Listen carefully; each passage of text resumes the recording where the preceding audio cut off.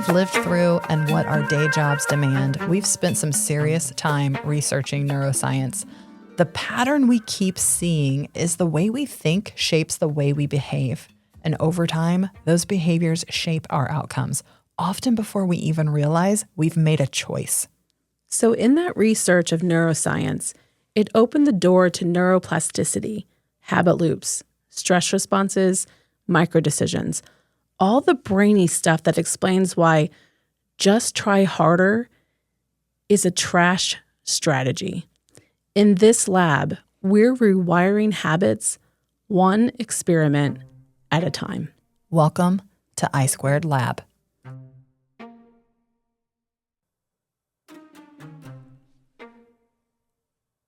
There are different things that I hear and listen to that have nothing to do with weight loss, that because I'm looking for an answer or a different way to articulate something, it shows up for me in that way. It's just like anything else. Like if you're like, I want this red car, you until you're actually thinking about getting the red car for yourself, you don't see how many red cars people actually have out on the road. But as soon as you're like, I'm going to get this one red car, you see it everywhere because your brain is now looking for that type of thing.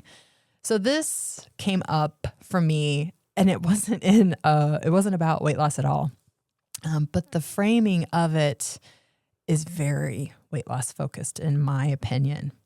And it is the difference between managing versus solving. Are you willing to unpack this one with me today? Absolutely. Yeah. Let's do it. All right. I believe most people approach weight loss as if food struggles are a problem to solve. And I'm saying this from a place that I totally did this. Yeah. And probably still do this at times. But I'm trying to work with it. So things like, if I just figure out why I want the cookie, if I just heal this once and for all, like that kind of thinking, like, if I do enough inner work, which that certainly is the case. If you do enough inner work, I don't know that things will be solved, but I do think they could be more easily managed, depending on what it is. Or if you're like, this won't come up for me again if I just try hard enough. If I really buckle down, if I really get this perfect, if I really meal prep and I really set myself up for the day in the right way, this won't come up again. It's those, and this really smacks of the all or nothing thinking. It's I just need to do the hard stuff now and then it'll be solved. And I've had people say like, I don't understand why I can't do this. I actually put my head down and I got my master's. Like that was so hard. But that's solving something. Mm-hmm. That was a finite period of time that you probably lost sleep, that you read the books, that you really focused, and then you got the certificate or the master's or the degree or whatever it is. And then that part was done. Mm-hmm. So there was a solving in a sense to that. This isn't that. Yeah. There's probably clarity and structure there in getting that master's degree. Mm-hmm. I almost want to ask, you're trying to solve a problem. Is there even a problem in this scenario? Are we actually solving a problem? I think that's the question here that we really have to wrestle with, because I think we think it is. Yeah. I think we think either I'm the problem or the food is the problem or the environment is the problem or me with that food is the problem. Yeah, the whole package is the problem. Yeah. So I think that's a really good point, because what do we innately think of when there's a problem? I need to solve it. Yeah. If there's a problem, we can solve it. Right. But this isn't really that. Mm-mm. Well, because I also think a problem to me is something that is fixed in time. It's something that is like a puzzle or something that we have to, it's very stagnant. Whereas in life, and I know this is semantics that we're dealing with here. But we know words matter. Right. Words have meaning. Where in life, we're constantly moving, we're changing, we're evolving. I feel like it's more of an issue, might be a better word than problem. Maybe. And an issue, it has a different meaning to me. Like you're not I know. Words are hard. Like it's kind of there. Yeah. But even with issue, I could still think that there's something that I can solve. Right. That it's a finite thing. I'm gonna do this work, and then there's this. I think there's this belief around it that if I do the hard work now, then I can stop doing the hard work at some point. And this is where, when we lose the weight, and then we get into a maintenance phase or down to a weight that we're looking for. Yeah, even issue is not the right word. It's like an evolving, it's constantly, it's life. Yeah. So problems you do solve, or issues you solve. Yes. Is like learning how hunger works, learning how much protein you probably should have, depending on what your goals are. Understanding the structure, the regulation of calories in, calories out, your TDEE, your total daily energy expenditure. What does the math really look like? Those are all like when I think of problems and something that's solvable, and I know I think there actually are math problems that are not solvable. I think, but they're like crazy, like, Sheldon type stuff. Really hard math. It's like black hole stuff. I don't know. But for the most part, there is a problem. There is a equation to work out, and then there is a right answer. And this is where the all or nothing comes in. Like one right answer. There's one right answer. Yeah. That's the beautiful thing about math and problems. Yes. Is that there's one right answer. There is, yes. That's what I always loved I loved math in school because there was one right answer. And I struggled with English and that subject because it was so subjective. It was just, it was more. I hated poetry class. Yes, because it was more. It was this more. Could mean this. Yeah, it was more opinionated, and I was like, I don't like that. I want certainty. Certainty. Yeah, clarity. And with weight loss and the journey, there isn't so much certainty and clarity because we are so different. Sorry, I cold brew. Yeah, we need our coffee. We are so different. I mean, what may work for you might not work for me. That's right. It is different. It's not exactly math. I mean, it is to a point. It is to a point. Like TDEE, total daily energy expenditure, which is why I really love that equation when we're talking about what your body is responding to. You're not going to get out of thermodynamics, and that will actually give you some grounded, hard math of what's going on in your body. You use this many calories a day to actually digest your food. You use this many calories a day to just fidget and walk around and do chores and get up and put on your clothes. You use this many calories a day just laying there existing because you have this much muscle and this much fat on you. So all of that adds up to a certain amount of calories that your body needs to survive in the day. So if that calorie total between your TEF, your total I think it's your thermic effect of food. And then you have your NEAT, your non-exercise activity thermogenesis, which is not exercise. That's just you fidgeting, walking around. I'm actually moving my hands. That's NEAT. It's burning energy. It's just burning energy. But then you have exercise, and then you have your BMR, your basal metabolic rate, which is just you. If you laid in bed, what calories would your body need to just live? Right. So that all added up gives you your TDEF, your total daily energy, TDEE. Expenditure. Total daily energy expenditure, sorry. There's a lot of T's and D's and F's and E's. So let's say that's 2,000 calories a day. So you only eat 1,500 calories a day. So you're in a 500 calorie deficit for that day. 500 times 7, that's going to be your weekly range. Yeah.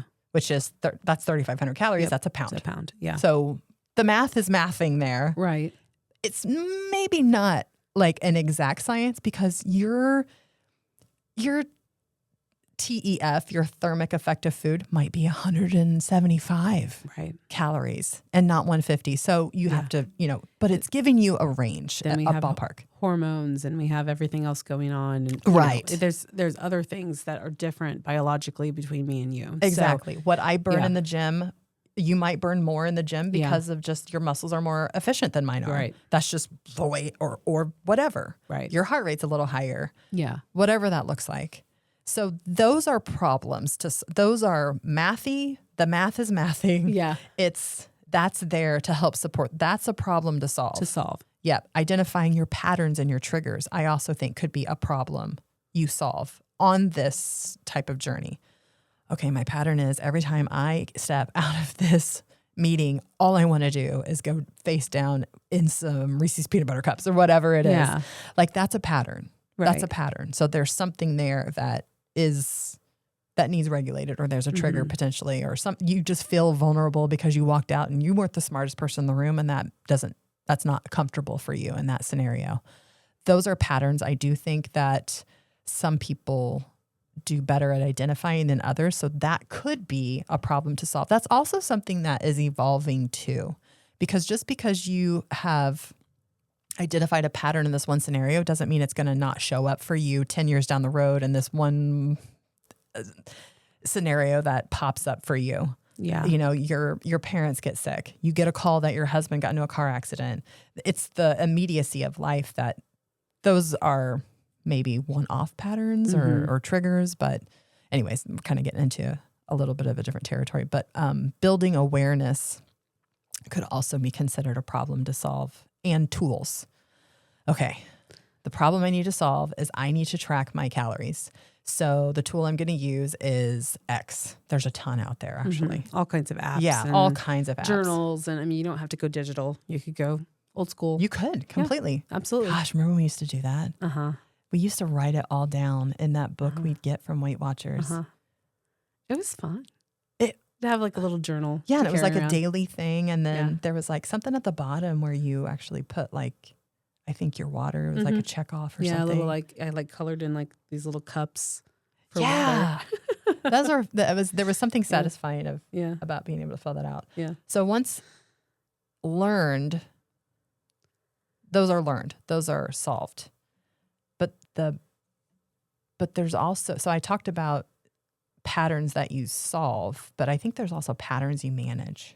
And you're talking about people are thinking that we solve those patterns. Yeah.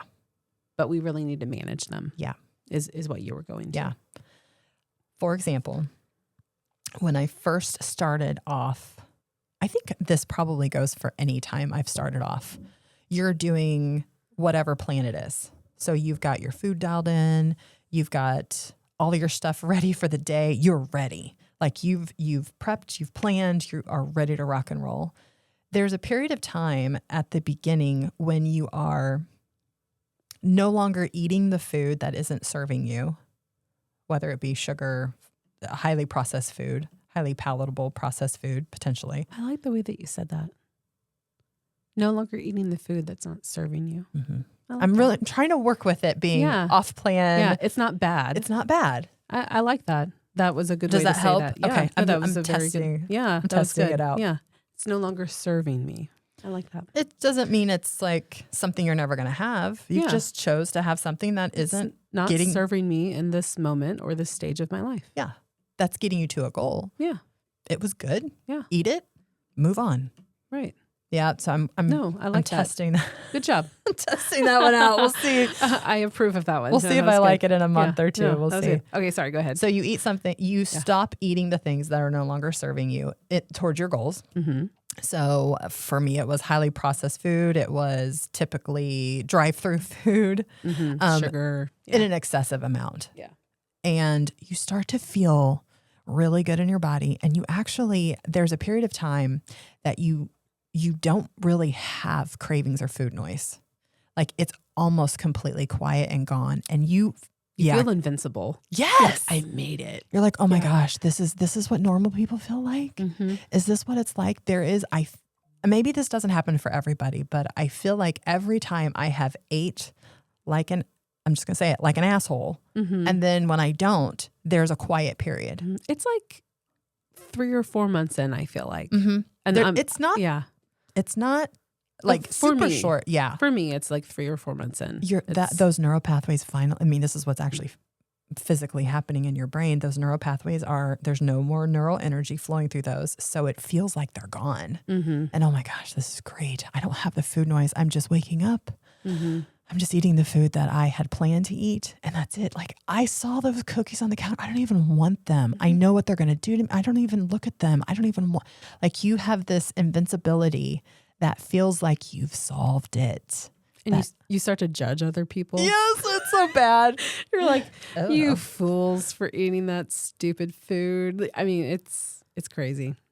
It really is crazy. It is. There's just this week, I think it might have been this week or last week, I'm now working in a building that has a plethora of not my food. Welcome to legal and HR. It's really bad. Not that there wasn't over in the other building, but you do walk by this. I don't have really a alternate path to take to get to the bathroom that doesn't pass this common area. Yeah. And every day there's something. There was a orange something cake, or I don't even know exactly what it was. And there was a Teams message that somebody brought up, was like, hey. Every other day.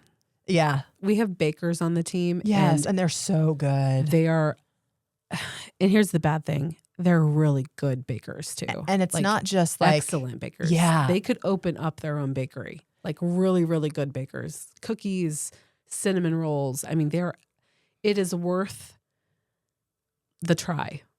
Because it's not just a cinnamon roll either. This is like a cinnamon roll with the essence of orange, like something that you wouldn't normally get. With so you homemade buttercream icing. Yes. Like, I mean, it is just superb. And it's sourdough Homemade, cinnamon rolls. Like it's got a twist to it that isn't something you're going to get from Cinnabon. So I will have this short moment of like, I'll never be able to try that again, and I tend to just kind of like calm down.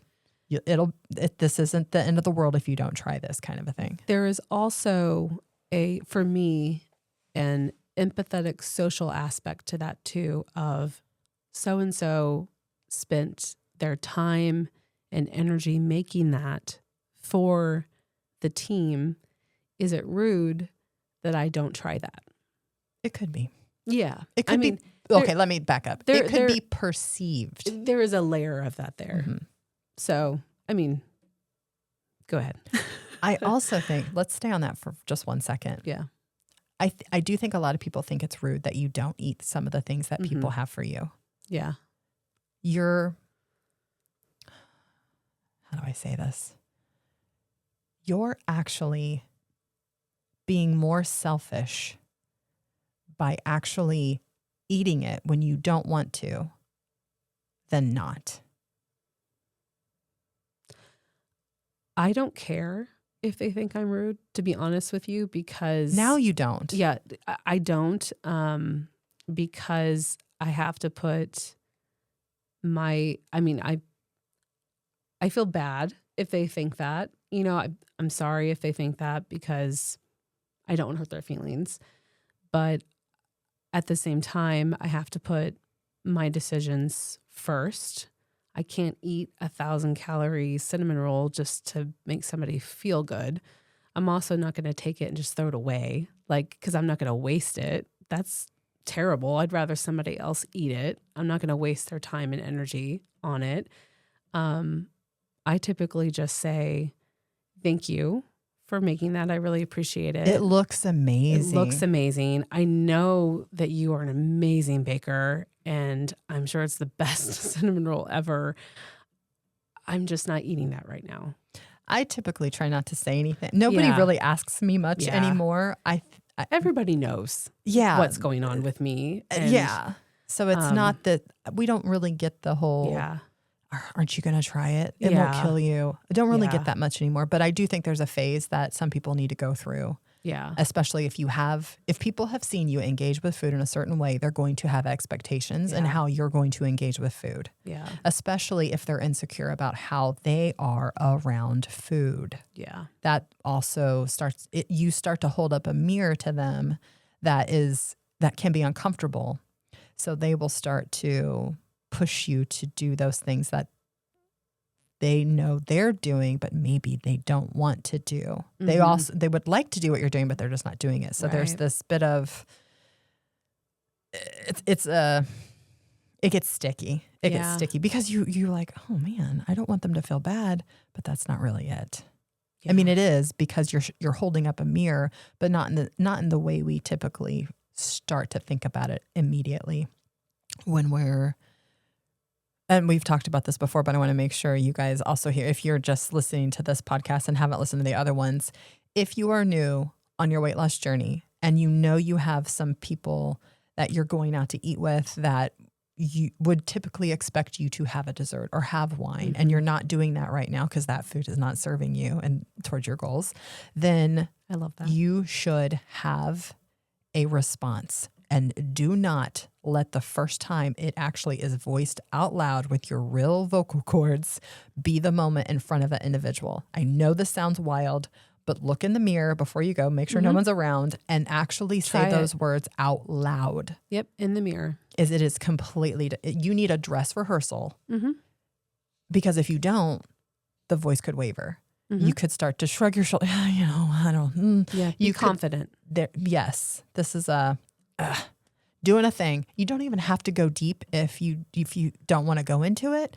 My big thing was, I'm just doing a thing right now. Maybe next time. Yeah.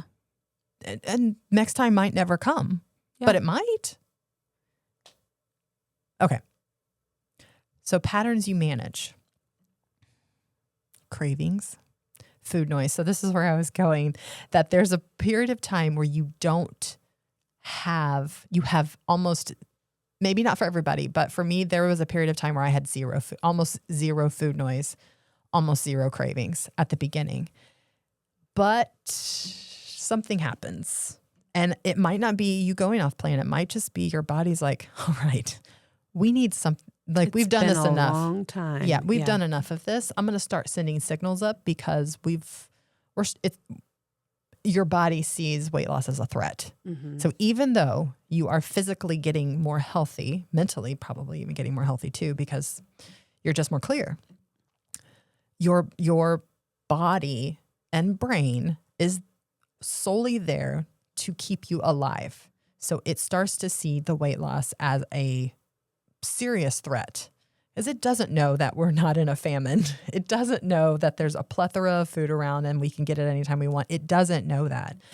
So this is where I don't want to take the wind out of anybody's sails, but I also want them to know that this isn't something to solve. This is something to manage, and that the food noise and cravings that have decreased for you at the beginning of a journey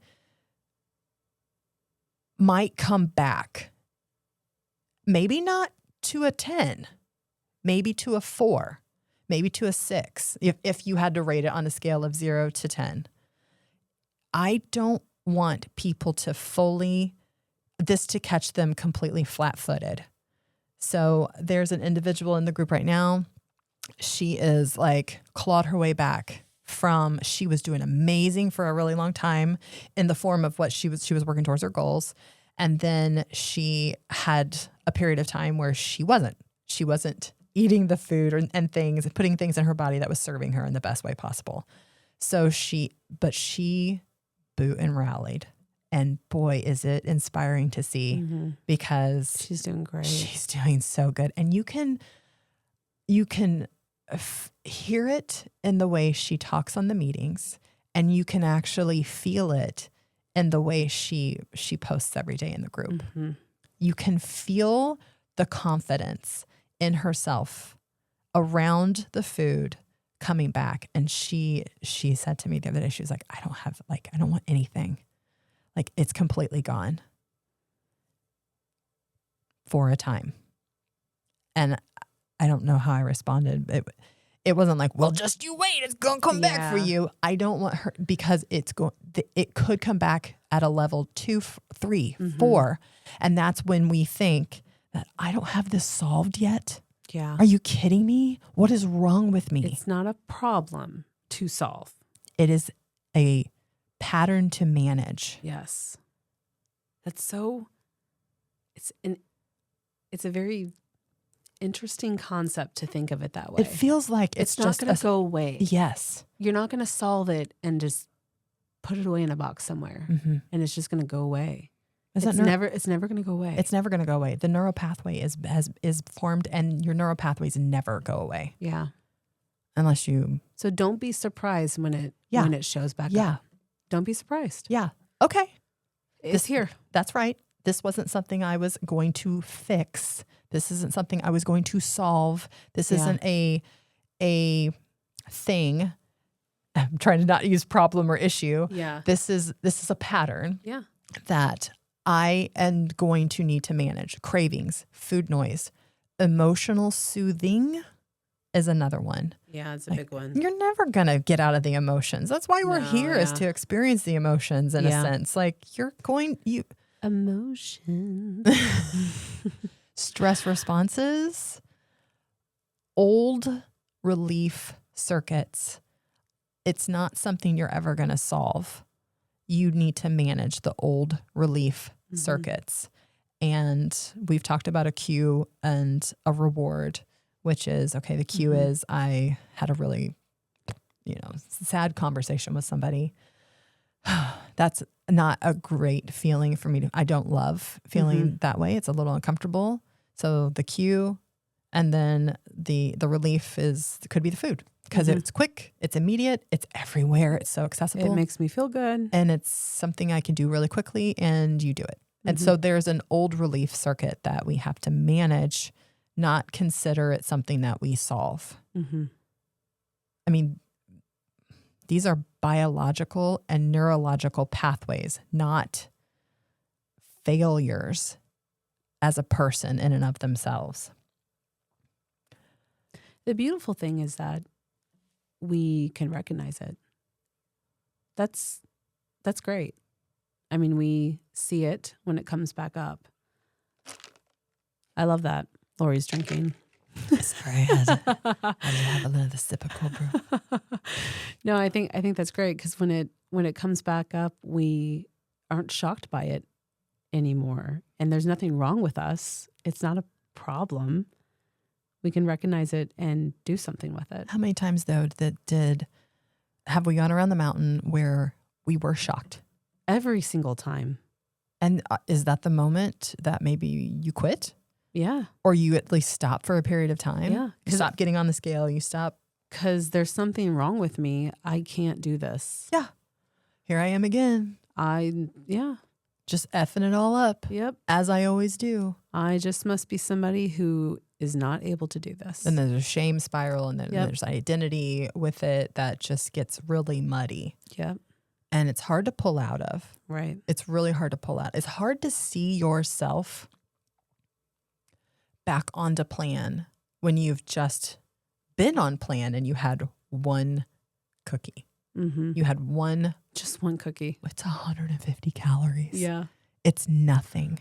It is nothing, but it completely derailed you to gaining 125 pounds. This is the hardest part to really get people to see and want to work with differently, is that it wasn't the 150 calorie cookie. It was the 5,000 calorie binge that you went into after you had the cookie. It was never the cupcake. It was what you believed about yourself for having the cupcake and then what you did next. The goal isn't to eliminate these things, the urges, because you're not going to be able to. It's to build the capacity to notice them and to not follow them. Like you just said, you if you allow yourself to be curious to it instead of just, here we go again. Why is this still happening?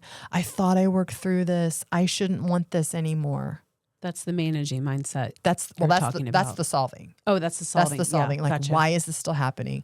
I don't have this solved. I thought I had worked through all this. It's been 4 months and I haven't even wanted anything. And then I have one bite of I just swiped my finger through my friend's icing on her cupcake, and I thought that was the one, that 35 calories. 50 calories of a swipe of a finger through the icing that you had on your cupcake, and I just put it in my mouth, and then all the alarm bells went off in your brain. Right. Yeah.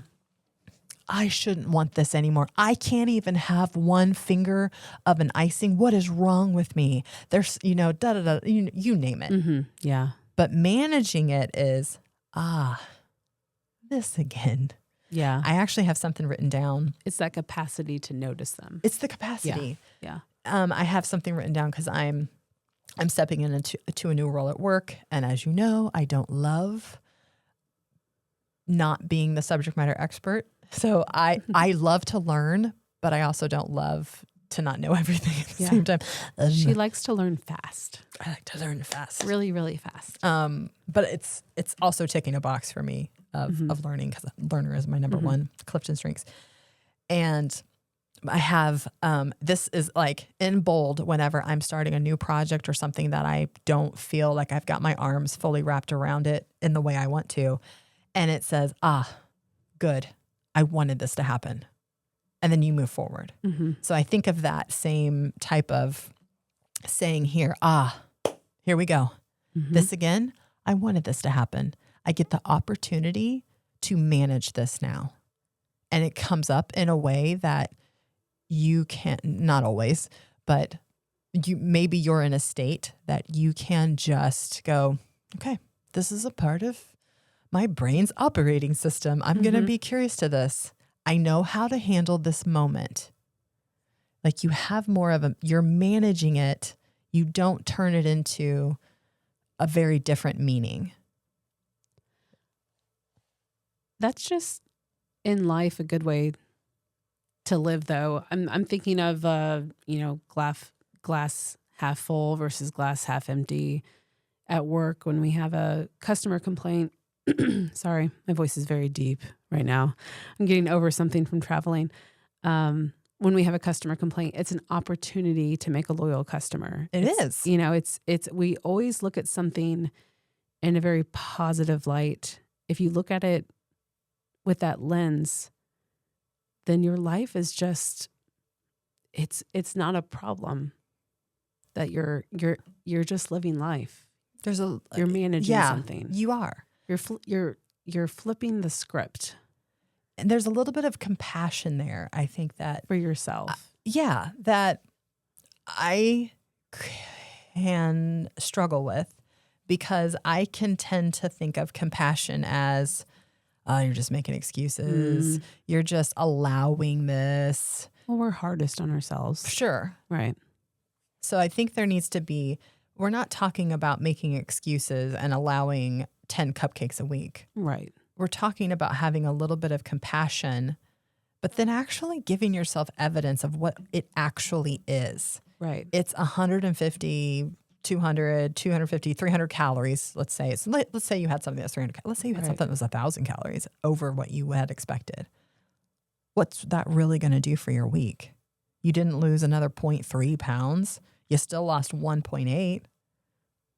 That's better than the 10,000 calories that could come after the 300 calories that you didn't mean to have. Right. Well, and it's the capacity to recognize the emotion and to ask yourself, what are you going to do different next time? Yeah. So that you don't eat the cupcake. Right. If you don't want to. Yeah, if you don't want to. That's the key there, right? If you don't want to. You do have a choice. You do have a choice. Absolutely. I also think that if the cookie or the cupcake, I know we're using those. Right. Those aren't my things. They're extremes. They're extremes. Yeah. We could say a piece of bread. Yeah. You know. If it's going to be a problem, make it a part of the plan. Mm-hmm. Work it in. Right. We used to call them flex points. Yeah. Oh God, we did. We're like, I'm using my 45 flex points all in one go. Yeah. Or I'd feel really good at the end of the week when I didn't use any of my flex points in Weight Watchers. You lost more. Yeah. We've talked about this before. We talked about this a little bit. The old pathways, the neural pathways don't disappear. They just get quiet. The ravine of that neuro pathway is always going to be there, especially versus the new pathways that you're forming with the new habits that you're going for. This is probably pretty critical for people to hear. It's always going to be there. The brain keeps efficient pathways under stress, under fatigue, under emotion. It defaults. That does not mean progress was fake either. And maybe that's something we need to talk about too, that we feel like we've just been faking it.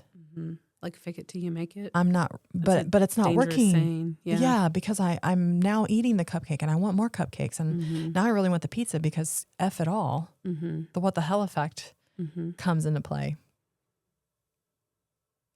It means management is required, not more fixing. I'm doing air quotes around fixing. It's the fixing thing that we really just have to get away from. Right. Because it's not a problem. We're not broken. We're not fixing. We're managing ourselves. We're recognizing our emotions. We're recognizing our patterns. It's an awareness. It's a curiosity. It's an awareness. Yep. The cookie isn't a test you're supposed to pass forever. It's a stimulus that will exist in your life again. I mean, we just passed the counter this morning. There's some peanut butter cup. There is an Oreo. You know how I feel about Oreos. Yeah. I'm telling you all this. There was a Butterfinger. What did I say? What did you say? Do you remember? I don't know. What did I say? You were like, really, guys? She like threw her hands in the air. That was my judgment. Yeah. She's like, are we really doing this? What's funny though is I do think people bring in this stuff because they don't want it at home either. Yeah, probably.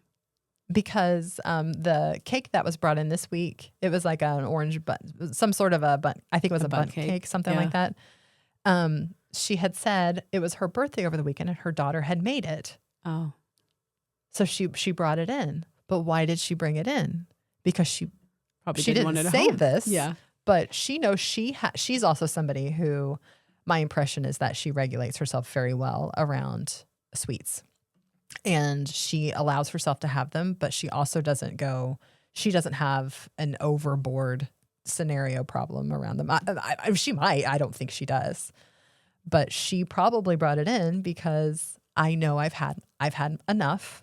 It's ready to be shared with other people. And there's multiple facets to it, of course. But I'm wondering if that isn't a bit of why we do have so much that comes in here, because we do want to share it with others. Here it is. It doesn't need to be at my house anymore. The skill isn't making the cookie disappear. The skill isn't making that peppermint patty that's over on the counter right now disappear. I mean, I could just swipe them all in the trash. And that's what I normally do. I knock it out of people's hands and I throw it in the trash. But that's solving the problem. That's making the problem go away. Yeah. That's what I have done in the past. And that was your managing it at the time, in a sense. But I wonder which framework you were really thinking. Were you thinking I'm solving, and maybe it is solving that problem in that moment. Yeah. You were ultimately managing it in that moment. Yeah. Because there's always going to be another peanut butter cup, another Oreo, there's a Butterfinger out there. I was also causing levity in a situation. Somebody was offering me something, a donut, when I knew that I shouldn't have a donut, just a comedic moment. So, but that was my way of managing the moment. But in Colombia, I don't know if I mentioned this. in the hotel room, you had a fridge and there was water. So you had plenty of access to, and there was sparkling water and there was soda. There, right on top of the damn dresser was all of this food, chips, cookies. There was these like little shortbread biscuit type things. I mean, there were gummy bears. You know how I feel about gummies. Yeah. So Those good. are a trigger for you. What was interesting, side note, in Colombia, they actually had a like a red, yellow, green type light system on the package saying if it was in a level that was harmful to you. Oh. So if it was high sugar, high fat, it had like a certain sort of rating. I thought that was interesting. Yeah. So, I've looked at all of these things as I was in Colombia. I was about 25 pounds from goal when I went to Colombia too, just for reference. And every day, I mean, there's so many, I'm talking 20 different things you could choose from. And then if you ate it, they would just charge it to your room. Not a big deal. Every day I would put it in the drawer. I swiped them all down into the drawer because I didn't want to see them every time I came into the room. Yeah. A lot of the day I was in meetings and stuff, but we would have half-hour breaks and then we would have like an hour break before dinner, which is pretty typical for what we do through work. So and then I'd have alone time once I got back after dinner in the room myself. So every day I would swipe them into the drawer. I actually wrote a note, but I had a scarf with me and I put the scarf type blanket underneath all the things in the drawer. And I put my note on top of it. Like, these are not your foods. These are not the foods that are going to serve you. Do not touch these foods. So if I opened the drawer at 10 o'clock at night, because I knew they were there, my brain knew they were there was a quick hit of something that I could have had, I would see the note first. And my hope was that would stop me or give me enough time to make a different decision so that I could manage it. It's really smart because you're alone. Nobody's going to know. No one's going to know. Yeah. There was a scale in the bathroom there, though. That's smart. I know. I was like, that was interesting. Yeah. Every day. So I'd swipe them all in there. I'd put them all down. Every day when I got back to my room after they cleaned my room, they were all laid. It was like Groundhog Day. They were all laid out perfectly when I'd get back into the room on top of the dresser. Like, what do you mean you don't want these? I'm like, this cleaning lady's going to get a throat punch. Did you leave the note and the scarf on top of it? I don't think does she not read English? I don't think she read English. I should have wrote it in Spanish, like, do not put these on the Look, I'm managing something, lady. It was like this thing I couldn't get away from. I would just kind of giggle, and then I'd swipe them all back into the drawer and put my scarf back over it. She's like, but this game we're playing. I'm like, here we go. But I want to make sure it's a stimulus that will exist in your life again and again. It's the lady putting them back up on top of the dresser. It's them always showing up, and a different thing showing up. It's not always the same thing. The skill isn't making the things disappear. The cookie, the bag of chips, the whatever it is. It's knowing how to respond when it shows up. Right. The third time I walk into my room, did I go, well, I guess I'm supposed to eat all these things? Right. I didn't. They keep showing back up on the top of the dresser. I guess I'm meant to. It's just kismet. There must be. The universe is certainly telling me to eat these things. But I could have thought that. And I could have said, you know what? You could have made excuses. I just want to enjoy this. I could have totally have. Yeah. Solving mode. I mean, I feel like we've talked about this in a minute. It could show up as, I shouldn't feel this. Why am I back here? I failed. I can't trust myself. I fear the food type of a thing. I need to fix this. There's this like, what is wrong with me? I just can't get it's harder this time, blah, blah, blah. It's the food's fault. It's the food's fault. Talked about that in a past podcast. That really resonated with me. A managing moment it just sounds more compassionate. It's like, okay, this is familiar. I know what this is. It's almost like I have the map for this, or I know this type of territory. I've been here before. I know how to handle this. I don't have to act on it, meaning I could just swipe the darn things right back into the drawer. I can recover quickly is also another managing type of turn to it. And what's the next supportive step? Okay, I had 150, 200 calories on something. What do I do next? I'm just going to drink my water. I'm obviously not hungry. 200 calories is not that big of a deal. It's really not. It's not going to run your life. Analyze the or data. Your day or your week. Yeah.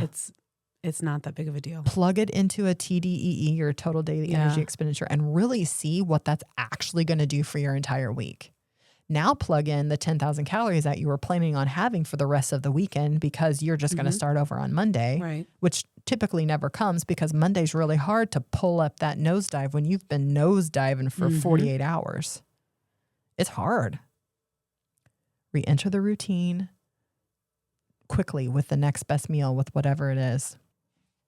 I think one thing to bring up here that could be really important to just frame out is we talk about maintenance being harder than weight loss mode at times, and it is and it isn't. I don't want people to think that it's this, Mount Everest that nobody can wrap their arms around. And honestly, the sooner you are living in weight loss mode as if you are in maintenance, the only difference will really be you're coming up in calories just a little bit. And it's not even as much as you might think it is. It's a little bit. It's a little bit. And you could certainly expand on that depending on what you are doing from a movement standpoint. But the maintenance, I think that helps with this mindset too, because a lot of us who haven't gotten to our goal, who haven't been in maintenance, have only ever experienced weight loss mode. right? So we have only ever been solving problems. Yes. We haven't been Managing. whereas maintenance is managing, essentially. Yeah. So we don't have that mindset yet. And we haven't, and it's that all or nothing a little bit thinking. And we have to flip that switch. I want to bring up diet mentality here too. Yeah. Because it's almost like solving is diet mentality. Yes. Diet mentality is I'm only going to, temporary. it's temporary. Exactly. Solving is short term. Managing is lifelong. Yeah. It's a journey. It's like managing equals maintenance. Yeah. Like that's forever. That's the secret sauce. We talked about that in I think we talked about it in the Chuck Norris and Basics podcast. Yeah. But maintenance really is the secret sauce. Yeah. Thinking of it as Chuck I'm Norris. not solving something. Solving is short term. Yeah. It's that diet mentality. I'm only going to do this until this one date. And then after that, I get to go back to what I was doing before. I can become normal again. Oh God. Yeah. We probably should do one on diet mentality. Yeah. And unpack that because I don't even think I know when that still shows up for me because I know I'm still battling that mindset. It's deep down in there somewhere. For still. sure. So it shouldn't be discouraging. It really should be liberating. I mean, it means you don't have to win every moment. You don't have to be perfect all the time. Get out of trying to be perfect at this. Because you can't be perfect. You're not perfect at anything you're doing, by the way. Yeah. So strive for it if you want. Right. But you're not going to get there. Right. Good enough is way better than not doing anything at all. So don't worry about getting it just right because you've got forever to manage this lifelong. That's you don't lose progress because something showed up. You lose progress because something showed up. You had a belief about what you did and then you just stopped doing. That reminds me of something we probably haven't posted yet. So I'm just going to shut my mouth. Oh, it's coming. It's coming. Yeah. The map. Oh, yeah, that's coming. Yeah, never mind. Teaser. Maybe we'll post that before you post this. Oh, we will. It'll be posted. So that reminds me of the map.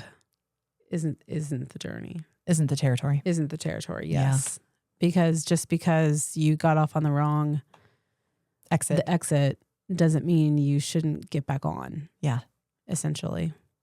Success. Don't lose progress because something Exactly. Yeah. Exactly. Success equals staying engaged, not staying untouched.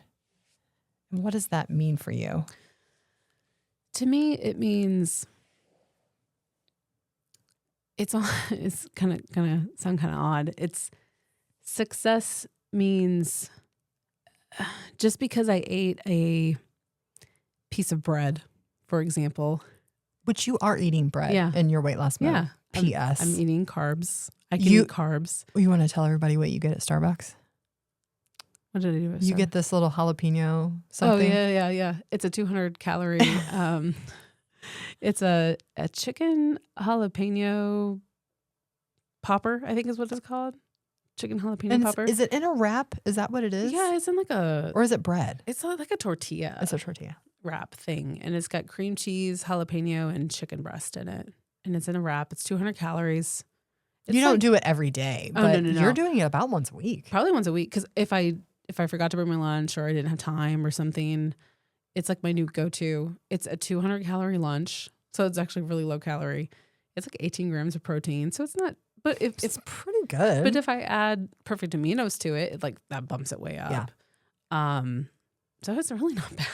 And it's essentially a drive-through fast food. So is this is, I want people to hear this because I think people think that if I'm not perfectly making my meals and churning my own butter, then am I actually doing this? Yeah. So to me, that is, I am soiled, right? Because I'm touched. I'm eating carbs. I'm eating something That's from what a the untouched drive-through. means to you. Yeah, to me, like untouched means you're staying true to the journey. You're staying like, you're not eating the carbs. Tainted. You're not tainted. Yeah. So staying engaged and not staying untouched. Success means you're staying engaged and you're not cheating, essentially. And that's not necessarily success. No. I mean, success is learning. We've talked about this several times on several different podcasts. Success means you're learning. Mm-hmm. And sometimes that means, it always means making mistakes. And it means you're not a master. Right. This is the journey you get to go on. You're going to make mistakes. Yeah. And you're going to figure it out. And you're not going to get success until you do. You can't be perfect. Nobody is. Nobody on this planet is perfect. We're not going to be successful until we figure it out on our own journey in our own way. Yeah. And it's going to be different for everybody. And that's the beauty of getting to learn from other people in the lab. Yeah. Because you get to see maybe they're a little farther down the map, the territory than you are. So they've, uncovered some of the potholes maybe that you haven't come, and maybe you won't ever come up against those. Yeah. Maybe you won't have a middle moment where you are like, what am I doing? Yeah. Maybe you won't. Yeah. So success is stay engaged. Don't worry about staying untouched because you're going to get touched by different issues, different things that maybe aren't in your plan. And that's okay. You might eat the cookie. It's fine. But it's only 150, 200 calories. And just don't eat the pizza and then the chips and then the blizzard after that. Don't go face down. It's just not going to. Stay engaged. Stay engaged. Re-engage and stay engaged. I say this a lot, and I feel like I should say, I say this over and over and over, and it still rings true. The only way you don't get to goal is if you quit. Mm-hmm. And we just have to stay engaged. Yeah. I guess one last, maybe thing to consider that could hopefully dissolve some of the shame that lives around this is if something comes up again that you thought you solved, that doesn't mean you failed to solve it. It means you're practicing how to manage it. That's it. We're just practicing how we get to manage it. You get another opportunity to figure out how to manage the Christmas party, the cookie event that you have to go to around, I think of Christmas time and cookies a lot. Christmas time is hard for me because it comes with food. Mm-hmm. It feels like if I'm not shoveling food in my pipe, I'm not experiencing the season for some reason. Yeah. If I go to the coffee shop and they have these 4 new flavors of the holidays and I don't try the gingerbread mocha chocolate, blah, blah, blah, which I end up not even really liking anyways. Yeah. then I'm not experiencing the season. I'm not experiencing the coming, the different year. It's just, it's bull crap. So it just means you're practicing how to manage it. That's it. Until next time, stay curious. Keep experimenting.